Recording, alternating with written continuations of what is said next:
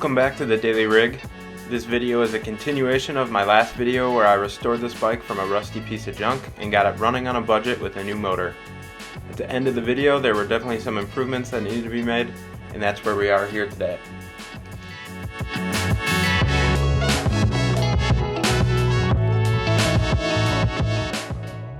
I started right where the last video ended by pulling the engine out to get started on some of the frame upgrades.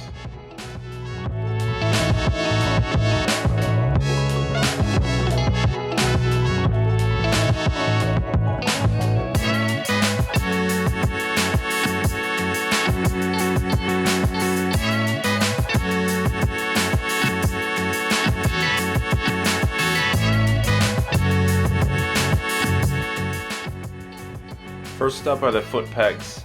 On the original bike it had some crappy clamp-on pegs that were terribly placed and not sturdy at all. I was going to just weld a bar on it, but found this pit bike foot peg bar on Amazon for like $15 and ended up working perfect and looking way better. I spent some time on figuring out the best placement and angle.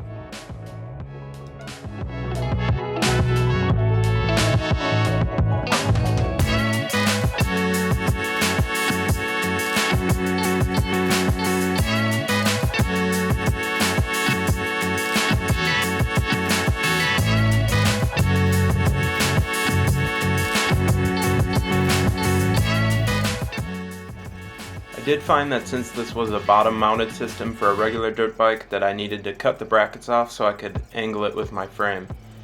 I also ended up chopping off the bracket for the kickstand that was on there.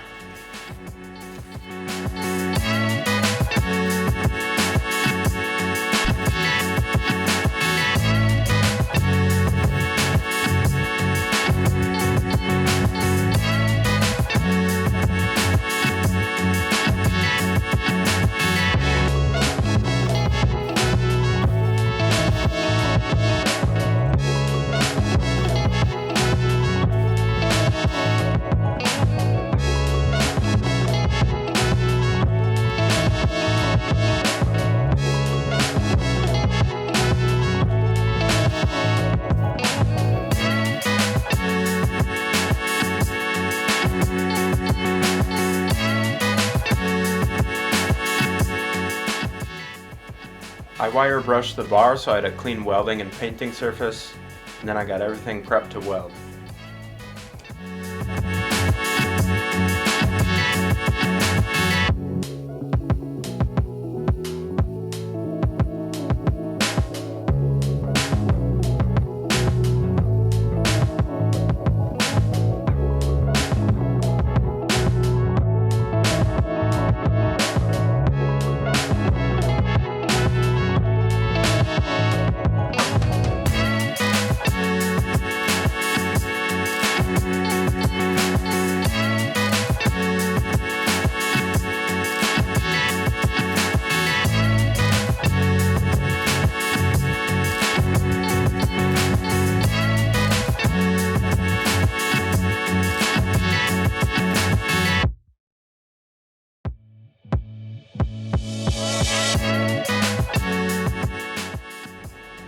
I wire brushed some of the frame as well as the brackets I repurposed to mount the foot pegs and got everything lined up and square.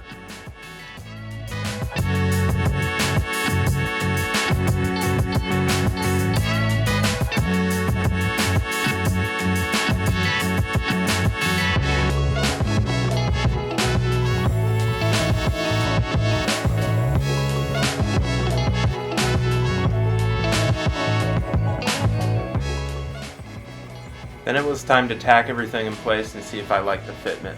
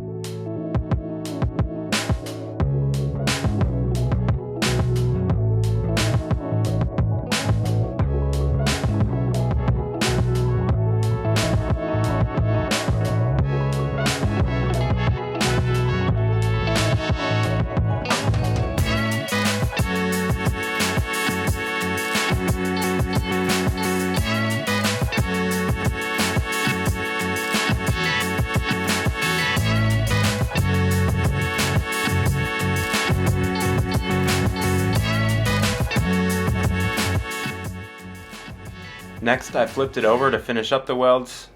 I definitely welded it overkill, but didn't want it moving anywhere while I'm riding.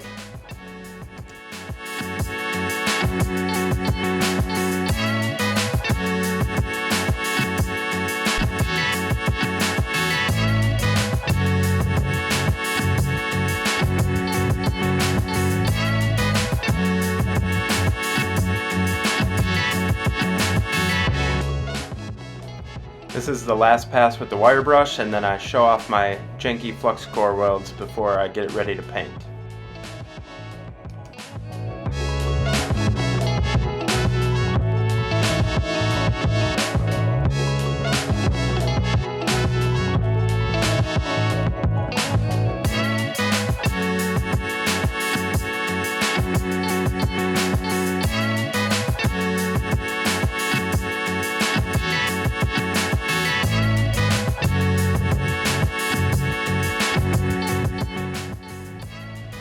Finished it off with the old rail can special, and then you can see the final product. It's not the prettiest thing I've ever looked at, but it's the budget build.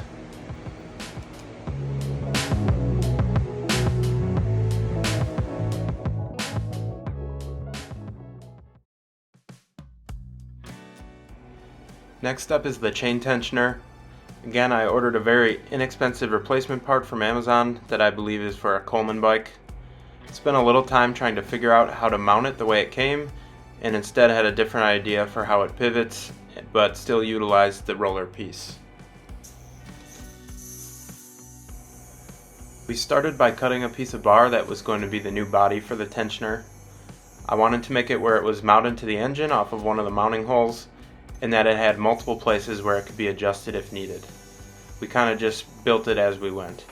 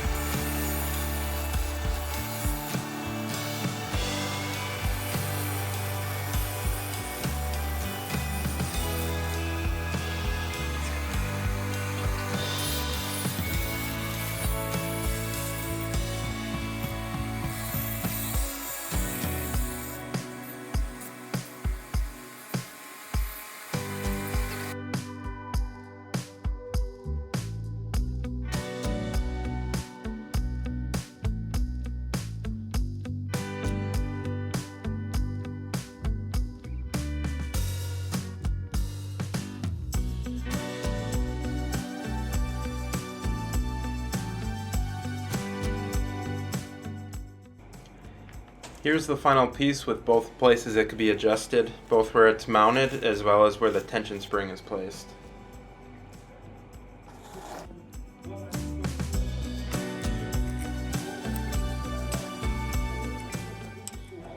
This is the assembly and proofing out the concept to see if it would work.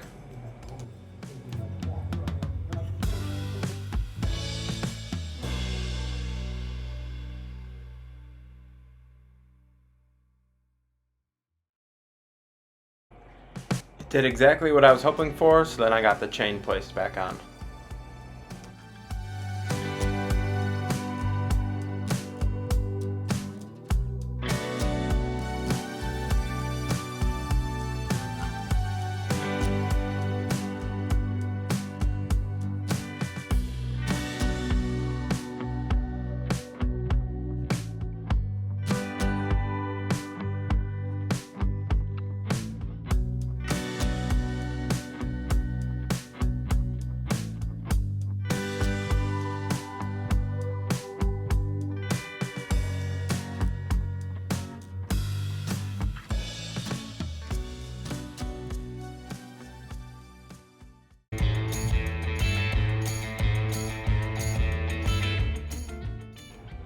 Next to install was a Predator clutch brake kit, which I will link in the description.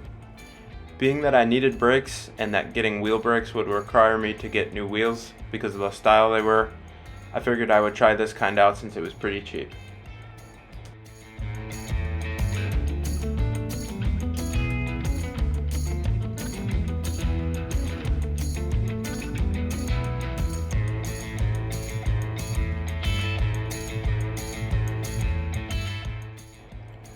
It works by squeezing the clutch with a regular brake cable so it stops. The only downside to it being used without wheel brakes is that if the chain falls off while I'm riding, there are no brakes. Pretty sketchy for now, but I will probably mess around with new wheel and brake setups down the road.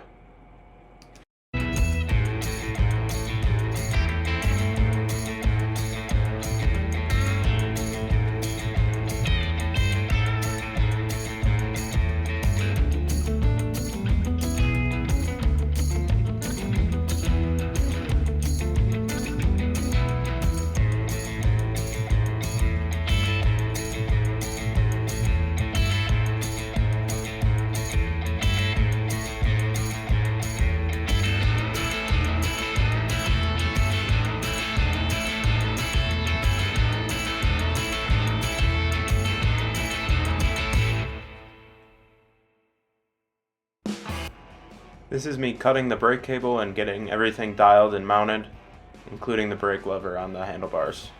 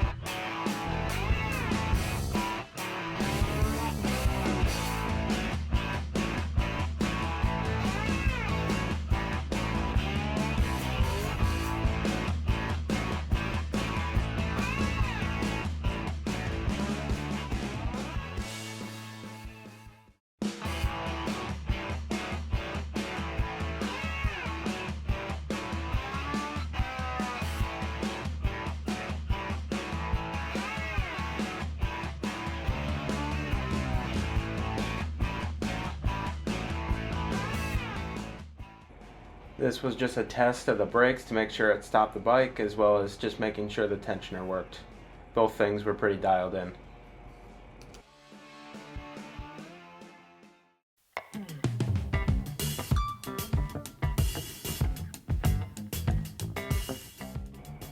After I whiskey throttled the bike and it started running away on me in the last video, I figured it was probably best for me to install a kill switch. That's what I did here.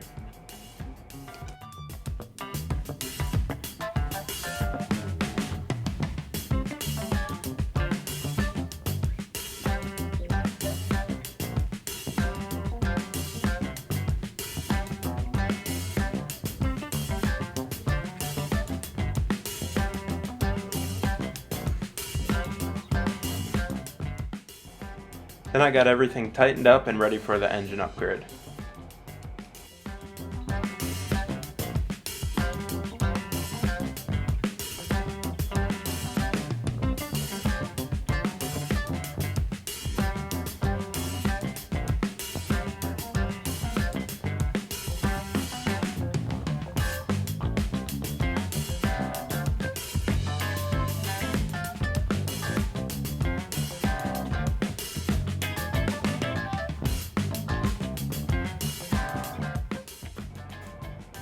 I saved the best for last here, which was replacing the garbage carburetor that I installed prior.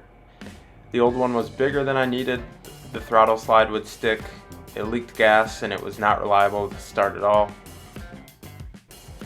After doing some research, I found that this Nibbi Racing brand was much more sturdy and had great reviews.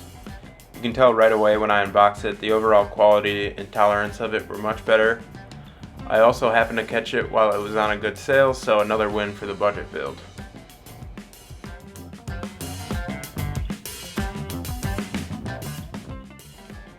Came with a jet kit, which is great, as well as an air filter, manifold, and all the bolts and gaskets to mount it.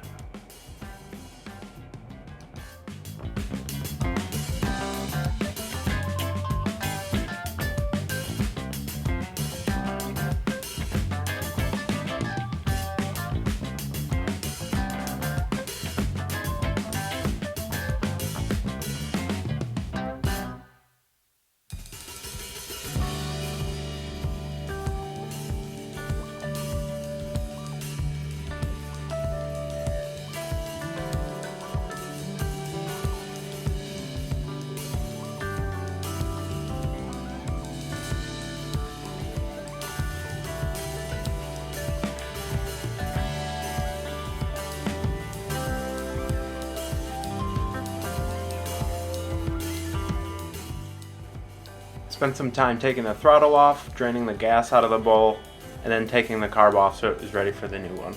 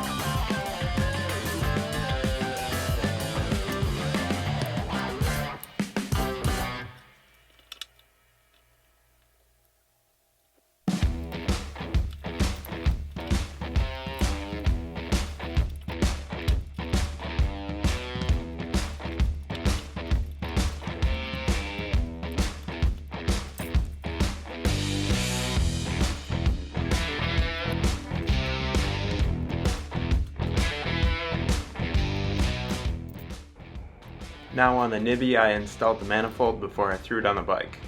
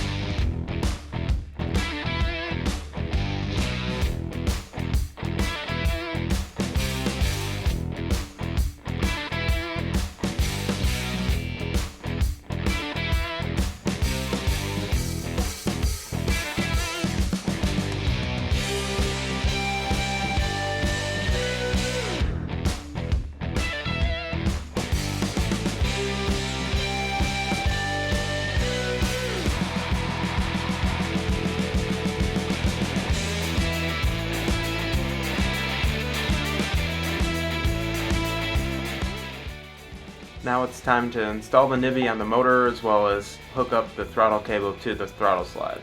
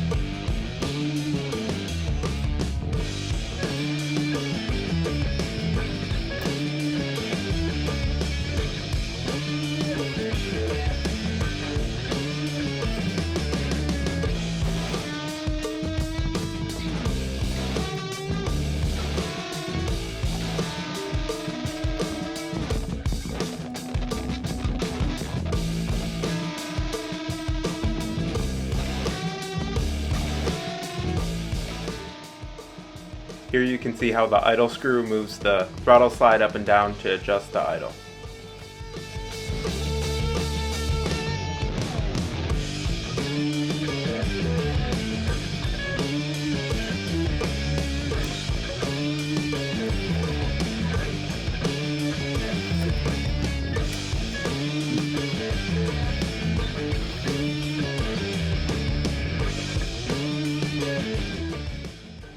I cut a little bit longer of a fuel line and got the fuel all hooked back up as well.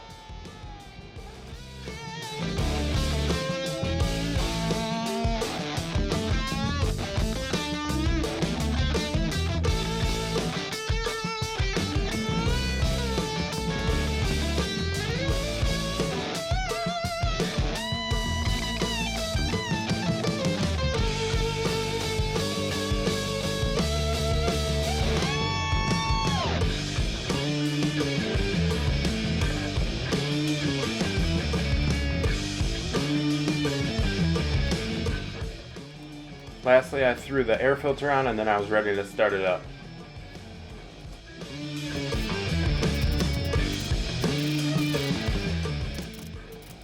I pulled it a few times and tinkered around with the air fuel screw and finally got it to the point where it would start.